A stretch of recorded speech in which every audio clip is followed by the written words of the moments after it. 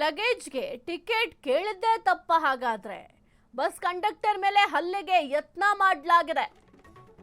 ಲಗೇಜ್ಗೆ ticket ಕೇಳಿದ್ದೇ ಇಲ್ಲಿ ತಪ್ಪಾಗೋಯ್ತಾ? Bus conductor ಮೇಲೆ ಹಲ್ಲೆಗೆ ಯತ್ನ ಮಾಡಲಾಗಿದೆ.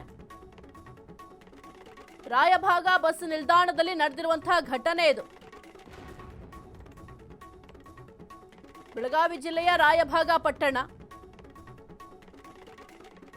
ನಿಪ್ಪಾಣಿಯಿಂದ ಕಲಬುರಗಿಗೆ ಹೋಗ್ತಾ ಇದ್ದ ಬಸ್. ಕಂಡಕ್ಟರ್ ಪ್ರಕಾಶ್ ಮೇಲೆ ಹಲ್ಲೆಗೆ ಯತ್ನ ಮಾಡಿದ್ದಾರೆ. ರಾಯಭಾಗ ಠಾಣಾ ವ್ಯಾಪ್ತಿಯಲ್ಲಿ ಪ್ರಕರಣ ನಡೆದಿದೆ. ನೋಡಿ, ಲಗೇಜ್ಗೆ ಟಿಕೆಟ್ ಕೇಳಿದ್ದಾರೆ, ಅದೇ ಇಲ್ಲಿ ಬಹುದೊಡ್ಡ ತಪ್ಪಾಗೋಯ್ತಾ? ಬಸ್ ಕಂಡಕ್ಟರ್ ಮೇಲೆ ಹಲ್ಲೆಗೆ ಯತ್ನ ಮಾಡಿದ್ದಾರೆ. ರಾಯಭಾಗ ಬಸ್ ನಿಲ್ದಾಣದಲ್ಲಿ ನಡೆದಿರುವಂತಹ ಘಟನೆ ಇದು.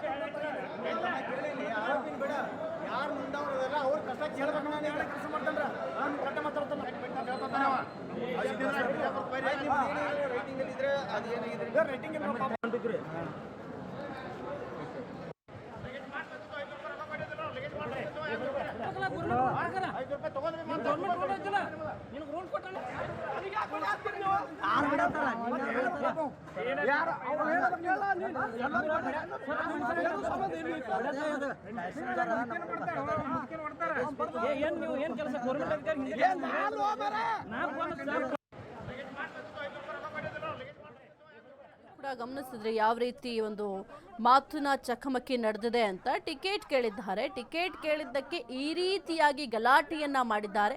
ಯೂಶಲಿ ಈಗ ಯಾವುದೇ ಒಂದು ಸಂದರ್ಭದಲ್ಲಿ ಈಗ ಟಿಕೆಟ್ ಕೇಳಿದಾಗ ಟಿಕೆಟ್ ಅನ್ನ ತೋರಿಸ್ಬೇಕು, ಅದನ್ನ ಹೊರತುಪಡಿಸ್ಬಿಟ್ಟು ಈ ರೀತಿಯಾಗಿ ಗಲಾಟೆ ಮಾಡೋದು ಎಷ್ಟು ಸರಿ ಅಂತ ಕೂಡ ಸಾರ್ವಜನಿಕ ವಲಯದಲ್ಲಿ ಚರ್ಚೆ ಆಗ್ತಾ ಇದೆ. ಈಗ ಸಾಮಾನ್ಯವಾಗಿ ಒಬ್ಬ ಪ್ರಯಾಣವನ್ನ ಮಾಡ್ತಾನೆ ಅಂತಂದ್ರೆ 30 kg ಕೂಡ ಉಚಿತವಾಗಿ ಲಗೇಜ್ ಅನ್ನ ಕೊಂಡೊಯ್ಯೋದಕ್ಕೆ ಅನುಮತಿ ಕೂಡ ಇರುತ್ತೆ. ಅದಕ್ಕಿಂತ ಏನಾದ್ರು ಸ್ವಲ್ಪ ಜಾಸ್ತಿ ಇದ್ರೆ ಟಿಕೆಟ್ ಅನ್ನ ತೆಗೆದುಕೊಳ್ಳಲೇಬೇಕಾಗುತ್ತೆ. ಇನ್ನು ಸದ್ಯಕ್ಕೆ ಏನಾದರೂ ಒಂದೊಂದು ರೀತಿಯಲ್ಲಿರುತ್ತೆ. ಈಗ ಬಸ್ಸಲ್ಲಿ ಎಷ್ಟು ಲಗೇಜ್ ತೆಗೆದುಕೊಂಡು ಹೋಗಬೇಕು ಅಂತಂದರೆ ಮಿನಿಮಮ್ ಅಂತಂದ್ರೂ 30 kg, ಅದಕ್ಕೆ ಮೇಲ್ಪಟ್ಟಿತ್ತು ಅಂತ ಅಂದರೆ ಆ ಒಂದು ಟಿಕೆಟನ್ನು ತೆಗೆದುಕೊಳ್ಳಲೇಬೇಕಾಗುತ್ತೆ. ಈ ಒಂದು ವಿಚಾರಕ್ಕೆ ಈಗ ಯಾವ ರೀತಿ ಮಾತಿನ ಚಕಮಕಿಯನ್ನು ನಡೆಸಿದ್ದಾರೆ ಅಂತ ದೃಶ್ಯಾವಳಿಯಲ್ಲಿ ಗಮನಿಸಿದ್ರಿ. ಜೊತೆಗೆ ಬಸ್ ಕಂಡಕ್ಟರ್ ಏನಿದ್ದಾರೆ ಅವರ ಮೇಲೆ ಹಲ್ಲೆ ಮಾಡಲಿಕ್ಕೆ ಯತ್ನ ಕೂಡ ಮಾಡಿದ್ದಾರೆ. ರಾಯಭಾಗ ಬಸ್ ನಿಲ್ದಾಣದಲ್ಲಿ ಆಗಿರುವಂತಹ ಘಟನೆ ಇದು.